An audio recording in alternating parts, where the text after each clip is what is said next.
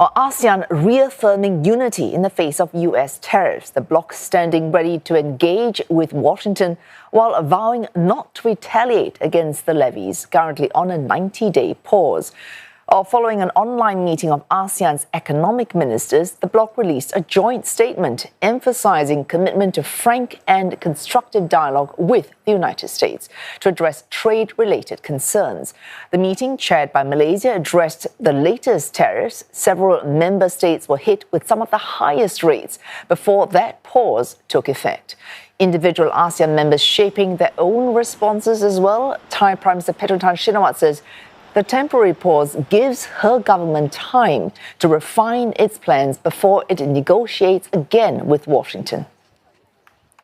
เราคงทำทุกรูปแบบนะคะแบบรูปแบบที่ทุกอย่างที่จะช่วยทั้งประเทศเราแล้วก็อาเซียนด้วยนะคะอะไรที่จับกับอาเซียนแล้วมีพลังกว่าก็ดีค่ะแต่ว่าเราต้องทำของประเทศเราด้วยคิดว่าทุกประเทศทำแบบนี้เช่นกัน Or Indonesia seeing that pause as a chance to mitigate the impacts of tariffs, which would otherwise slash GDP growth by 0.3 to 0.5%. Finance Minister Sri Mulyani says the country will use this time to establish a framework for cooperation. Vietnam will start negotiations for a reciprocal trade agreement with the United States. Both countries will consider removing as many non-tariff barriers as they can. Hanoi facing a 46% tariff. Now, that is one of the highest, and it has been scrambling to appease Washington. And more, we're joined by CNA's Melissa Goh in Kuala Lumpur. Melissa, what else was discussed at this online ASEAN meeting? Well, basically, ASEAN economic ministers, they valued and remain committed, they said, to the long-standing strategic partnership ASEAN has with the US over the last 4 decades or so, stressing that they will not impose any retaliatory measures, although they are deeply concerned with these unprecedented and unilateral tariffs by the US, ranging from 10% to 49%, that has rocked confidence and will severely disrupt trade, investment flows, supply chain, and affect livelihood of millions of peoples in Southeast Asia. Now, ASEAN economic ministers, with Malaysia as the chair, said that they want to engage in frank and constructive dialogues with the US, adding that open communications and collaboration is key to ensure a balanced and sustainable relationship going forward and not confrontation. Now, when met at the meeting, Prime Minister Anwar, who's also Malaysia's finance minister, and other ASEAN finance ministers, they welcomed this 90-day pause announced by the Trump administration, although it's temporary, they said. Let's take a listen. More so effectively together as ASEAN, because it's a big economic bloc to try and persuade. Now, prior to that, now we have got this sort of a reprieve, temporary one. We hope we are able to resolve this amicably. I think it's going to take longer and it's going to be difficult, of course, and challenging for many countries, especially small countries and small economy like our country, because the bargaining power is very is not that powerful or influence. So therefore, we expect the negotiation will be more longer.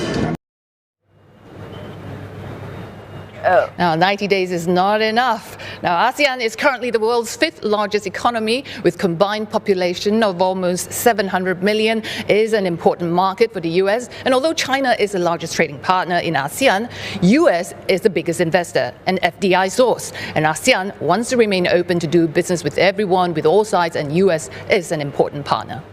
All right, Melissa, so as you mentioned there, China, so ASEAN looking to build strength within itself, but also perhaps looking to alternatives which China might offer.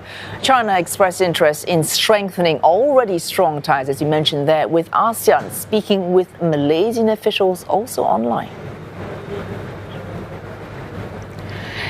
Well, we'll have to wait and see when Chinese President Xi Jinping is scheduled to arrive in Malaysia for a 3-day working visit, where he's expected to have an audience with the current King Sultan Ibrahim and hold talks with Prime Minister Anwar Ibrahim. Now, of course, the timing of it all, fresh after the announcement of the sweeping US tariffs and now the 90-day suspension, it's a little awkward, although this meeting was planned a long time ago. Now, Prime Minister Anwar, speaking at the closing of this ASEAN finance ministers meeting earlier today, said nevertheless Malaysia and ASEAN welcome China as a key partner in trade and investment, but admits that it's a little tricky now for ASEAN to demonstrate its centrality as the visit comes when many ASEAN countries are trying to negotiate better terms with the US to reduce the tariffs and so on. Now let's take a listen.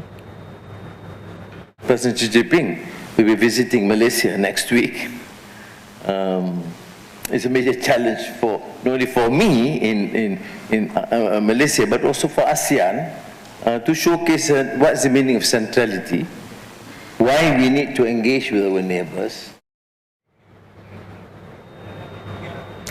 Among concerns that some of the member countries they have, including Malaysia, of course, is that with the ongoing trade war tensions raging between US and China, will ASEAN become a dumping ground for all the cheaper products from China as well as other trading partners?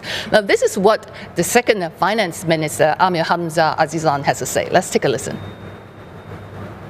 Malaysia doesn't welcome dumping into the market, and we have tools that we can allow to manage. And I think if there's enough people who want to behave properly, we won't see occurrences as so much. But if occurrences were to occur, we will make sure that the tools that we have, we will use. Now, the 90-day reprieve is a welcome relief, for cooler heads to prevail as Malaysia gets its delegation ready to head to Washington to commence negotiation and dialogues with the US. Oh, thanks. CNA's Melissa Gold there reporting live from Kuala Lumpur.